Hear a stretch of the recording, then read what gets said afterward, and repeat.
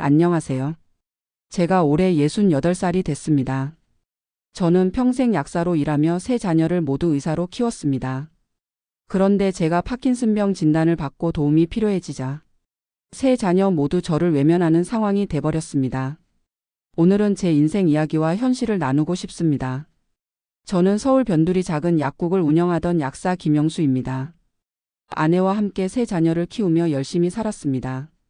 제 아내는 제가 약국을 운영할 때 보조약사로 일하면서 집안일도 도맡아 했습니다. 우리는 평범한 중산층 가정이었지만 자녀 교육에는 모든 것을 쏟았습니다. 큰아들 민석이는 서울의대를 나와 신경외과 의사가 됐고, 둘째 아들 민규는 연세의대를 졸업하고 내과 전문의가 됐습니다. 막내딸 민지는 고려의대를 나와 소아과 의사의 길을 걷고 있습니다. 아이들 3명을 모두 의사로 키우기 위해 저희 부부는 많은 희생을 했습니다.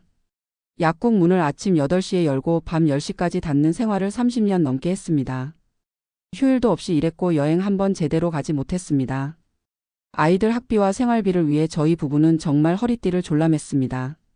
그래도 자식들이 의사가 되는 모습을 보며 모든 고생이 보람 있다고 생각했습니다. 세 자녀 모두 결혼하고 각자의 가정을 꾸리면서 저희 부부는 편안한 노후를 기대했습니다. 하지만 7년 전 제 아내가 갑작스러운 뇌출혈로 세상을 떠났습니다. 그때부터 저는 홀로 남겨졌고 약국은 다른 약사에게 매각했습니다. 퇴직금과 약국 매각 대금으로 저는 경제적으로는 그럭저럭 안정된 생활을 했습니다.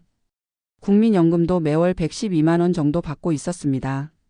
집도 서울 변두리지만 2, 3층짜리 빌라를 소유하고 있었습니다. 아내가 떠난 후에도 자녀들은 가끔씩 연락하고 명절에 모이는 평범한 가족이었습니다. 그러나 3년 전부터 제 몸에 이상이 생겼습니다. 처음에는 단순히 나이가 들어서 그런가 했습니다. 손이 자꾸 떨리고 걸음걸이가 불안정해졌습니다. 약사 출신이라 대충 짐작은 갔지만 받아들이기 싫었습니다. 하지만 증상이 점점 악화되어 결국 병원을 찾았고 파킨슨병 진단을 받았습니다. 초기에는 약물로 증상을 어느 정도 조절할 수 있었습니다. 하지만 시간이 지날수록 약효는 줄어들고 부작용은 늘어났습니다. 현재는 일상생활이 많이 불편해졌습니다.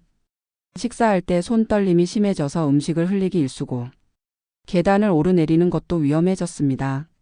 목소리도 점점 작아져서 전화통화조차 힘들어졌습니다. 그래도 의사인 자녀들이 있어 다행이라고 생각했습니다. 처음에는 세 자녀 모두 걱정하는 모습을 보였습니다. 큰아들 민석이는 좋은 병원과 의사를 소개해 주겠다고 했고, 둘째 민규는 새로운 치료법에 대해 알아보겠다고 했습니다. 막내 민지는 주말마다 찾아와 집안일을 도와주기도 했습니다. 하지만 시간이 지날수록 자녀들의 태도가 변했습니다. 큰아들은 바쁘다는 이유로 연락이 뜸해졌고, 둘째는 자기 가족 문제로 신경 쓸 여력이 없다고 했습니다. 막내딸도 점점 방문 횟수를 줄여갔습니다. 제가 도움을 요청할 때마다 자녀들은 각자의 이유를 대며 피했습니다. 큰아들 민석이는 신경외과 의사로 대형 병원에서 일하며 바쁘다고 했습니다. 두 아이의 아빠이기도 한 그는 아이들 교육과 자기 커리어에 집중하느라 시간이 없다며 한 달에 한 번 정도 전화로 안부를 물어보는 것이 전부였습니다. 둘째 민규는 개인 병원을 운영하며 환자 진료에 시간을 다 쏟고 있다고 했습니다. 게다가 아내와의 관계가 좋지 않아 이혼 위기라며 자신의 문제도 감당하기 힘들다고 했습니다. 막내딸 민지는 결혼 후 출산을 앞두고 있어서 몸 상태가 좋지 않다고 했습니다. 제가 병원에 갈 때도 자녀들은 바쁘다며 동행해 주지 않았습니다. 택시를 타고 혼자 병원에 가서 진료를 받고 약을 타오는 일이 반복됐습니다. 어느 날 아침 일어나려다 넘어져 허리를 다쳤습니다. 너무 아파서 겨우 핸드폰을 찾아 큰아들에게 전화했습니다. 하지만 수술 중이라 통화가 안 된다는 답변만 들었습니다. 둘째에게 연락했지만 외래 진료로 바쁘다며 요양보호사를 알아보라고 했습니다. 막내딸은 임신 중 출혈이 있어 안정을 취하고 있다고 했습니다. 결국 이웃의 도움으로 병원에 가서 치료를 받았습니다.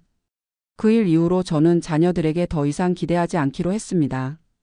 제가 평생 모든 것을 바쳐 키운 3명의 의사 자녀들은 정작 아버지가 아플 때 도움을 주지 않았습니다. 저는 요양보호사를 고용했습니다. 매일 3시간씩 와서 집안일을 도와주고 병원에도 동행해 줍니다. 한 달에 100만 원 가까이 지불하는 비용이지만 다른 방법이 없었습니다. 국민연금으로 받는 112만 원과 예금 이자로는 빠듯했지만 어쩔 수 없었습니다. 약국 매각 대금으로 마련한 저축도 의료비와 생활비로 점점 줄어갔습니다. 어느 날 저는 용기를 내어 세 자녀를 집으로 초대했습니다. 오랜만에 자녀들이 한자리에 모였습니다. 저는 그동안 마음에 담아두었던 말을 꺼냈습니다. 저는 그들에게 말했습니다. 내가 너희를 의사로 키운 것은 많은 돈을 벌거나 높은 사회적 지위를 갖게 하기 위함이 아니었다.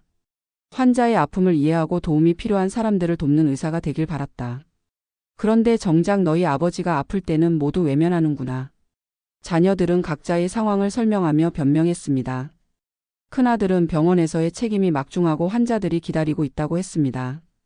둘째는 개인 병원 운영과 가정 문제로 정신적 여유가 없다고 했습니다. 막내딸은 임신 중 건강이 좋지 않아 어쩔 수 없다고 했습니다. 저는 그들의 말을 들으며 깊은 실망감을 느꼈습니다. 그들은 모두 타인의 건강을 돌보는 의사였지만 정작 자신의 아버지에게는 의사로서의 책임감도 자식으로서의 도리도 다하지 않았습니다. 집에서 혼자 지내는 것이 점점 위험해지자 저는 실버타운으로 이주하기로 결정했습니다. 집을 팔고 입주 보증금을 마련했습니다. 자녀들은 처음에는 반대했지만 그들이 돌봐줄 의향이 없다면 다른 선택지가 없다고 말했습니다. 실버타운으로 이사한 후 저의 일상은 많이 달라졌습니다. 필요할 때 도움을 받을 수 있고 의료 서비스도 가까이에 있어 안심이 됐습니다. 같은 처지의 노인들과 교류하며 외로움도 덜했습니다. 하지만 자녀들이 찾아오는 횟수는 더욱 줄었습니다. 명절에도 간단한 선물만 보내고 직접 찾아오는 경우는 거의 없었습니다. 어느 날 실버타운에서 만난 한 노인분과 대화를 나누게 됐습니다. 그분은 전직 국어교사로 2명의 자녀를 키웠는데 한 명은 평범한 회사원이고 다른 한 명은 간호사였습니다. 그런데 그분의 자녀들은 일주일에 한 번씩 돌아가며 찾아와 말동무도 해주고 필요한 것은 없는지 살펴본다고 했습니다. 저는 그 말을 듣고 많은 생각이 들었습니다. 자녀의 직업이나 사회적 지위가 효도와는 상관없다는 것을 깨달았습니다. 어떤 교육을 받았느냐보다 어떤 가치관을 가지고 있느냐가 더 중요했습니다. 파킨슨병이 점점 진행되면서 몸 상태는 더 나빠졌습니다. 이제는 혼자서 산책하는 것도 어려워져서 휠체어를 사용하기 시작했습니다. 약물 부작용으로 환각 증상도 가끔 나타났습니다. 그런 상태에서도 자녀들은 여전히 바쁘다는 이유로 찾아오지 않았습니다. 어느 날 저는 갑자기 심한 구토와 어지럼증을 느꼈습니다. 실버타운 직원의 도움으로 응급실에 실려갔습니다. 검사 결과 약물 부작용으로 인한 증상이었고 약 조절이 필요하다는 진단을 받았습니다. 병원에서는 가족에게 연락했고 마침내 큰아들이 병원에 왔습니다. 하지만 그는 의사와 짧게 대화를 나눈 후 곧바로 자리를 떴습니다. 다음 날 둘째와 막내도 차례로 병문안을 왔지만 각각 30분도 채 머물지 않았습니다. 그들은 모두 자신의 일정이 있다며 서둘러 떠났습니다.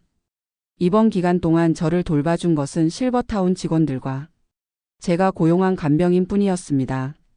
퇴원 후 저는 자녀들에게 편지를 썼습니다. 저의 실망감과 서운함을 솔직하게 표현했습니다. 그리고 더 이상 그들에게 기대하지 않겠다고 했습니다. 대신 제가 모아둔 재산을 사회에 기부하겠다는 뜻을 전했습니다. 편지를 보낸 후 자녀들의 반응은 달랐습니다. 큰아들은 화를 내며 부모 부양은 하지 않으면서 유산은 바라냐고 오히려 저를 비난했습니다. 둘째는 아버지의 마음을 이해한다며 미안하다고 했지만 실질적인 변화는 없었습니다. 막내딸만이 눈물을 흘리며 사과했고 이후 조금 더 자주 연락하고 찾아오기 시작했습니다. 하지만 그마저도 오래가지 않았습니다. 아이를 출산한 후에는 육아로 바쁘다며 다시 연락이 뜸해졌습니다. 저는 제 남은 인생을 정리하기로 했습니다. 변호사를 통해 유언장을 작성했고 재산의 대부분을 파킨슨병 환자를 위한 재단에 기부하기로 했습니다. 오랜 시간 약사로 일하며 환자들의 건강을 돌보았던 제 인생의 가치가 이런 방식으로라도 계속되기를 바랐습니다. 자녀들에게는 각각 소액의 유산만 남기기로 했습니다. 그들이 물질적인 것보다 더 중요한 가치를 깨닫기를 바라는 마음에서였습니다. 실버타운에서의 생활이 1년쯤 지났을 때 우연히 제 약국의 단골 고객이었던 분을 만났습니다. 그분은 제가 약사로 일할 때 자주 오셨던 분으로 당시 경제적으로 어려움을 겪고 있었습니다. 약값을 제때 내지 못할 때도 있었는데 저는 그분의 상황을 이해하고 약을 먼저 드리고 나중에 받곤 했습니다. 그 일을 기억하는 그분은 제게 깊은 감사의 마음을 전했습니다. 지금은 사업이 잘 되어 경제적으로 안정되었다며 제가 도움이 필요하면 언제든지 연락하라고 했습니다. 그분의 진심 어린 마음에 저는 깊은 감동을 받았습니다. 의사인 자녀들보다 더 따뜻한 마음을 가진 그분을 보며 인생에서 정말 중요한 것이 무엇인지 다시 한번 생각하게 됐습니다. 그 후로 저는 새로운 결심을 했습니다. 남은 생은 후회하며 살지 않기로 했습니다. 실버타운에서 만난 친구들과 함께 하는 시간을 소중히 여기고 작은 취미 활동들을 통해 즐거움을 찾았습니다. 파킨슨병의 진행을 늦추기 위한 운동요법도 꾸준히 실천했습니다. 특히 실버타운에서 진행하는 원예 치료 프로그램에 참여하면서 식물을 가꾸는 일에 큰 위안을 얻었습니다. 떨리는 손으로도 할 수 있는 간단한 작업들이 저에게 성취감을 주었습니다. 또한 같은 병을 앓고 있는 다른 노인들과 자조 모임을 만들어 서로의 경험과 대처법을 나누기도 했습니다. 그러면서 제 상황이 특별히 불행한 것만은 아니라는 사실을 깨달았습니다. 많은 노인들이 자녀들의 무관심 속에서 외롭게 지내고 있었습니다. 오히려 저는 경제적으로 어느 정도 여유가 있어 필요한 의료 서비스와 케어를 받을 수 있다는 점에서 다행이었습니다. 어느 날 실버타운에서 자원봉사자로 온 젊은 의대생들을 만났습니다. 그들과 대화하면서 제 경험을 나누게 됐습니다. 자녀들에게 실망한 이야기부터 약사로서의 경험, 그리고 파킨슨병과 함께 살아가는 현실까지 솔직하게 이야기했습니다. 그중 한 학생이 저에게 물었습니다. 선생님께서는 의사 자녀들에게 어떤 교육을 하셨나요? 의학 지식만 중요하게 여기셨나요? 그 질문은 저를 깊이 생각하게 만들었습니다. 돌이켜보니 저는 자녀들이 좋은 성적을 받고 명문 의대에 진학하는 것에만 집중했습니다. 의사가 되는 과정에서 인성과 환자에 대한 공감 능력의 중요성을 충분히 강조하지 않았던 것 같았습니다. 어쩌면 그것이 지금의 결과로 이어진 것인지도 모르겠다는 생각이 들었습니다. 의대생들과의 만남 이후 저는 그들을 정기적으로 만나 제 경험을 나누는 시간을 가졌습니다. 그들에게 좋은 의사란 단순히 뛰어난 의학 지식을 가진 사람이 아니라 환자의 아픔에 공감하고 따뜻한 마음으로 돌볼 수 있는 사람이라고 말했습니다. 제 이야기가 미래 의사들에게 작은 영향이라도 줄 수 있기를 바랐습니다. 세월이 흐르면서 저의 파킨슨병 증상은 더욱 심해졌습니다. 이제는 거의 모든 일상생활에 도움이 필요한 상태가 됐습니다. 식사도 혼자 하기 어렵고 말하는 것도 점점 힘들어졌습니다. 실버타운의 간호 인력과 제가 고용한 요양보호사의 도움으로 생활하고 있지만 앞으로 더 많은 간병이 필요할 것으로 예상됩니다. 그런 상황에서도 자녀들의 태도는 크게 변하지 않았습니다. 명절이나 생일에 잠깐 찾아오는 것이 전부였습니다. 최근에는 제 건강 상태가 악화되어 병원 입원이 필요해졌을 때 자녀들은 바쁘다며 간병인을 고용하라고 했습니다. 의사인 그들이 직접 돌보지는 않더라도 좋은 의료진을 소개해 주거나 치료 방향에 대해 조언해 주기를 바랐지만 그마저도 기대하기 어려웠습니다. 지난주에는 큰아들이 해외 학회 참석차 출국한다며 몇 개월간 연락이 어려울 거라고 했습니다. 둘째는 개인 병원 확장 공사로 바쁘다고 했고 막내딸은 둘째 아이 출산을 앞두고 있어 신경 쓸 여력이 없다고 했습니다. 저는 이제 더 이상 그들에게 기대하지 않습니다. 오히려 제가 몸이 아프다는 사실이 그들에게 부담이 되는 것 같아 건강 상태에 대해 자세히 이야기하지도 않게 됐습니다. 대신 실버타운에서 만난 친구들과 서로 의지하며 지내고 있습니다. 같은 처지의 노인들끼리 모여 식사도 함께하고 서로의 건강을 챙겨주는 작은 공동체를 형성했습니다. 평생 약사로 일하며 쌓은 의약품 지식은 이런 상황에서 저와 주변 노인들에게 도움이 되고 있습니다. 약 복용 시간과 방법, 약의 부작용에 대해 조언해 주는 것이 제가 할 수 있는 작은 기여입니다. 제 인생을 되돌아보면 많은 후회가 있습니다. 자녀들에게 공부만 강조했던 것, 물질적인 지원에만 집중했던 것, 그들의 인성과 가치관 형성에 더 신경 쓰지 않은 것. 만약 시간을 되돌릴 수 있다면 저는 자녀들이 의사가 되는 것보다 따뜻한 마음을 가진 사람이 되는 것을 더 중요하게 여길 것입니다. 하지만 지나간 시간은 돌이킬 수 없고 지금 할 수 있는 일은 남은 생을 의미 있게 보내는 것뿐입니다.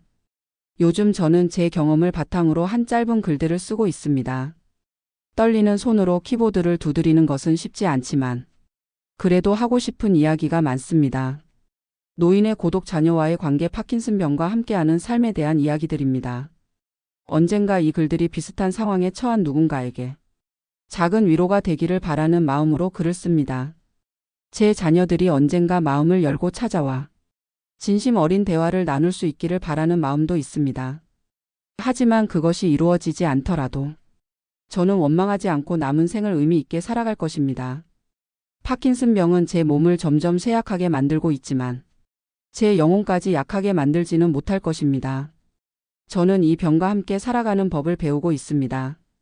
그리고 그 과정에서 진정한 인간관계의 가치와 삶의 의미에 대해 더 깊이 생각하게 됐습니다.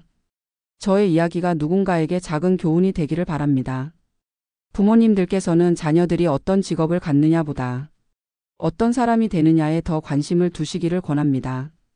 자녀들에게는 부모님이 건강할 때 더 많은 시간을 함께 보내고 소통하기를 권합니다. 왜냐하면 언젠가는 더 이상 함께할 수 없는 날이 올 테니까요. 파킨슨병과 같은 만성질환을 가진 분들께는 절대 혼자가 아니라는 것을 말씀드리고 싶습니다. 같은 아픔을 가진 사람들이 서로 의지하고 도움을 주고받을 수 있는 공동체를 찾아보세요. 마지막으로 모든 의료인들에게 환자를 단순한 질병이 아닌 한 사람으로 바라봐 주기를 부탁드립니다. 의학 지식도 중요하지만 환자의 마음을 이해하고 공감하는 능력이 진정한 치유의 시작입니다. 저는 이제 68살 노인으로 남은 생이 얼마나 될지 모릅니다. 하지만 저는 제 자녀들이 저에게 해준 것처럼 다른 이들을 대하지 않으려 합니다. 오히려 제가 받지 못한 따뜻함과 관심을 제 주변의 사람들에게 나누려고 합니다. 그것이 제가 이 세상에 남길 수 있는 작은 유산이라고 생각합니다. 감사합니다.